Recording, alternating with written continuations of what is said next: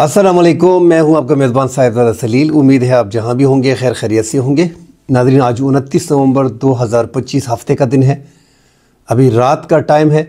पाक अफ़गान बॉर्डर पे झड़प हुई है। अफ़गानिस्तान की तरफ से पाकिस्तानी पोस्ट पे हमला किया गया है। पाकिस्तान ने भरपूर जवाबी कार्रवाई की है और भारी हथियार का इस्तेमाल किया है। इस हवाले से बात करेंगे। साथ जो दरअंदाजी की कोशिश पाकिस्तान में एक तश्कील को अफ़गानिस्तान की तरफ से करने की कोशिश की गई थी, पाकिस्तान ने वो नाकाम बना दी है। इस हवाले से नाज़रीन बात करेंगे। डिटेल में बात करने से पहले दोस्तों से गुजारिश है कि चैनल को लाइक और सब्सक्राइब ज़रूर कीजिएगा। नाज़रीन, अहम खबर के साथ हाजिर हुए हैं। पाकिस्तान और अफ़गानिस्तान के माबैन पाक अफ़गान बॉर्डर पर झड़प हुई है। एक कुरम का इलाका है जो ताइदी किला है, जो अहम इलाका है। कुरम, अपर कुरम और ये पूरा इलाका नाज़रीन जो है, जो अफ़गानिस्तान के बाउंड्री के साथ मिलता है। 192 किलोमीटर का ये तवील तरीन बॉर्डर जो है वो शेयर करता है और ये 3 सूबों के साथ है, जो खोस्त, पख्तिया और पख्तिका अफ़गानिस्तान के 3 सूबों के साथ है। और उन 3 सूबों में ही TTP की अक्सरियत ज़्यादा है, शिद्दत पसंद दहशतगर्दों की।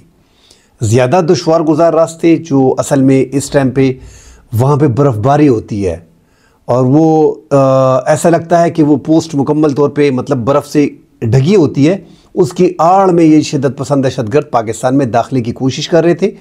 पाकिस्तान ने इससे पहले भी इन TTP को चंद दिन पहले पाकिस्तान ने जो है वो एक इनकी मूवमेंट जो है उनका अंदाज़ा लगा लिया था। मगर अफ़गान तालिबान की पोस्ट, जिस तरह DGISPR ने परसों प्रेस कॉन्फ्रेंस में कहा था और रेगुलर हम अपने वीलॉग में आपके साथ शेयर करते हैं, कि जब उनको अंदाज़ा हो गया कि TTP को पाकिस्तान जो दरअंदाजी कर रहे थे, पाकिस्तान ने उनको भांप लिया और पाकिस्तान कार्रवाई कर रहा है, तो उनको पाकिस्तान को उन्होंने इंगेज किया। पाकिस्तान की चौकी पे फायरिंग शुरू कर दी। इस दौरान पाकिस्तान ने TTP भी एक तरफ से फायरिंग की और दूसरी तरफ से अफ़गान चौकियों को टारगेट किया। 2 पोस्ट उनकी तबाह कर दी गई है, मगर भारी हथियार इस्तेमाल हुए। काफ़ी टाइम ये फायरिंग चलती रही और जो तश्कील थी वो नाकाम बना दी गई है। अभी चूंकि रात का टाइम है और वहाँ पे बर्फ़बारी भी बहुत ज़्यादा है, उनमें 2-3 की अब तक हलाकत की खबरें आ रही हैं कि 2-3 को ज़िंदा गिरफ़्तार कर लिया गया है, 2-3 जो है वो हलाक हो गए हैं और जो तश्कील 25-30 लोगों की थी वो फ़रार होने में कामयाब हो गए हैं। तो अफ़गानिस्तान के साथ एक और झड़प हुई है और अफ़गानिस्तान का तरीक़ाकार ही यही है कि वो तश्कील पाकिस्तान के अंदर दाखिल करने के लिए रास्ते ढूंढते हैं। वो जो पाकिस्तान को अंदर से खोखला करने की कोशिश करते हैं, वो बॉर्डर का सहारा लेते हैं। इसलिए हमारा ज़्यादा ज़ोर होता है कि ठीक है, हमारे बॉर्डर दुनिया के दुश्वार गुजार हैं, फासले भी बीच में जो स्पेशली कुरम का इलाका है 3 सूबों से लग रहा है, 192 किलोमीटर है और बिल्कुल पहाड़ी ऊंचाई पे है। यहाँ पे फेंसिंग जो है वो पूरी बर्फ़ में ढकी होती है, तो उसका वो भरपूर फ़ायदा लेते हैं। और वहाँ पे चूँकि चौकियाँ 20 से 25 किलोमीटर, 10 से 15 किलोमीटर, 20-25 किलोमीटर के फासले पे होती है, उसका ये फ़ायदा उठाते हैं क्योंकि वो दुश्वार गुजार रास्ते हैं और वहाँ पे गाड़ी वगैरह नहीं जा सकती, पैदल बंदे सफ़र नहीं कर सकते। ऐसे रास्तों का ये TTP इंतखाब करती है। मगर चूँकि सपोर्ट अफ़गान तालिबान की मुकम्मल तौर पर उनके साथ है और वो कोशिश करते हैं कि पाकिस्तान के अंदर इनको दाखिल किया जाए। ये जितने भी ग्रुप हैं TTP के, हाफिज़ गुल बहादुर ग्रुप हो गया, लश्कर इस्लामी हो गया, जमातुल हरार हो गया, उनकी ज़िली तंजीमें हो गई है, TTP के बड़ा ग्रुप हो गया, इनको तहफ़्फ़ुज़ अफ़गानिस्तान में फ़राहम करना, इनको बॉर्डर पाकिस्तान की इस साइड पे लेके आना। और जिस तरह बार बार कहते हैं कि नाज़रीन, 2014 में जो पाकिस्तान के हज़ारों घराने उस टाइम पे उस पार गए हैं, 10-11 साल हो गए हैं, वापस नहीं आ रहे। क्यों? वो TTP के साथ रिलेटेड है। पाकिस्तान बार बार मुतालबा कर रहा है कि जैसे हम आपके महाजरीन भिजवा रहे हैं, परसों DGISPR ने भी कहा और हम भी इस पर बार बार बात करते हैं कि हमारे हज़ारों शहरी आपके यहाँ रह रहे हैं, आपसे अच्छा माहौल पाकिस्तान में है, यहाँ पे ज़िंदगी अच्छी गुजर रही है, तो फिर वो लोग वहाँ पे क्या कर रहे हैं? हज़ारों की तादाद में वो मौजूद हैं, उनको पनागाहें दी हुई हैं और पाकिस्तान के हवाले नहीं करते और कहते हैं कि ये हमारे मेहमान हैं, इनका हम दिफा करेंगे, इनका हम तहफ़्फ़ुज़ करेंगे। भाई, किस चीज़ का तहफ़्फ़ुज़? पाकिस्तान के लोग हैं, पाकिस्तान के हवाले करो।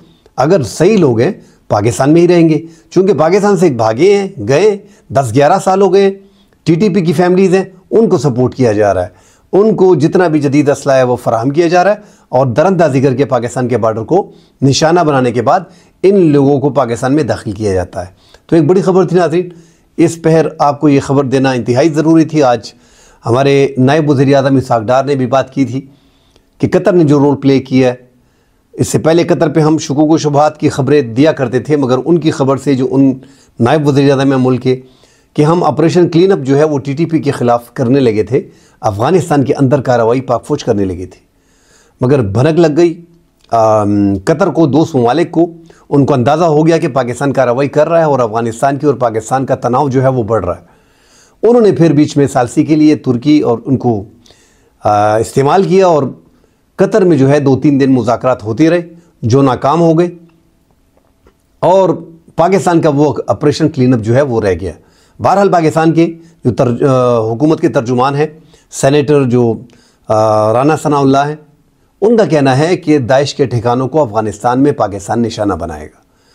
परसों जो वाशिंगटन डीसी में वाइट हाउस के करीब जो सिक्योरिटी गार्ड्स वहाँ पे गार्ड्स थे, उन पे जो हमला किया गया, उनमें जो एक खातून थी वो हलाक हो गई है, एक बीच में शदीद ज़ख्मी है। उसके बाद जो FBI ने एक टारगेट सेट किए हैं, उनके जो पार्टनर फोर्सेस हैं वो यहाँ अफ़गानिस्तान में मौजूद हैं और हमने कन्फर्म किया उससे राब्ते में है। फिर एक ख़बर आई द गार्डियन से, पूरी डिटेल उसमें आई कि इतने इतने ठिकाने अफ़गानिस्तान में शिद्दत पसंदों के मौजूद हैं और अमेरिका कतर का एयर बेस जो है, उनका जो अड्डा है अमेरिका का, वो इस्तेमाल करके ड्रोन हमले करेगा और ये टीटीपी के और शिद्दत पसंदों के स्पेशली दाइश के ठिकानों को जो है वो निशाना बनाएगा। इसी तरह नाज़रीन ख़बरें आ रही हैं कि अफ़गान तालिबान ने अमीर मुत्तकी ने पाकिस्तान को इन्फॉर्म कर दिया और चंद टीटीपी के अहम लोगों को जो है वो गिरफ़्तार कर लिया है। अगर ये ख़बर दुरुस्त है, जो ख़बर सामने आ रही है, तो ये एक अच्छी डेवलपमेंट है। अगर उसमें सीनियर टीटीपी के सरकर्दा कमांडर्स हैं और उनकी गिरफ़्तारी वाक़ई हुई है, तो ये पाकिस्तान और अफ़गानिस्तान के माबैन जो है ये एक दूसरे के बड़े करीब लेके आएंगे। टीटीपी के सरकर्दा लोगों को टीटीपी के ख़िलाफ़ कार्रवाई करने पे, इनके ठिकाने ख़त्म करने पे पाकिस्तान और अफ़गानिस्तान के माबैन तनाव कम होगा, क्योंकि शुरू से ही हम कहते आ रहे हैं कि पाकिस्तान का और अफ़गानिस्तान का एक ही इशू है। पाकिस्तान का एक इशू कुछ भी अफ़गानिस्तान से नहीं चाहिए, जो अफ़गानिस्तान को चाहिए वो बदले में पाकिस्तान देने को तैयार है। मतलब जो इमदाद, जो रास्ते खोलना, जो तिजारत, जो भी किस्म की ताउन की ज़रूरत होगी पाकिस्तान करेगा।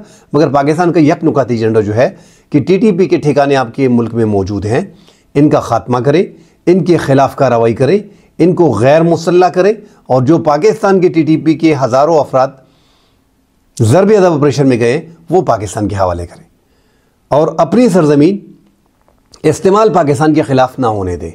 क्योंकि आज जो कार्रवाई हो रही है ये इसी तरह की कार्रवाइयाँ जो हैं अफ़गानिस्तान की तरफ से मुख्तलिफ बॉर्डर क्रॉसिंग पे जो है वो हो रही है। जब शिद्दत पसंदों की तश्कील आती है, पाकिस्तान को इंगेज किया जाता है। मज़ीद ख़बरें आती है नाज़रीन, उस पर बात करेंगे। फ़िलहाल के लिए इजाज़त दीजिए। अल्लाह हाफ़िज़।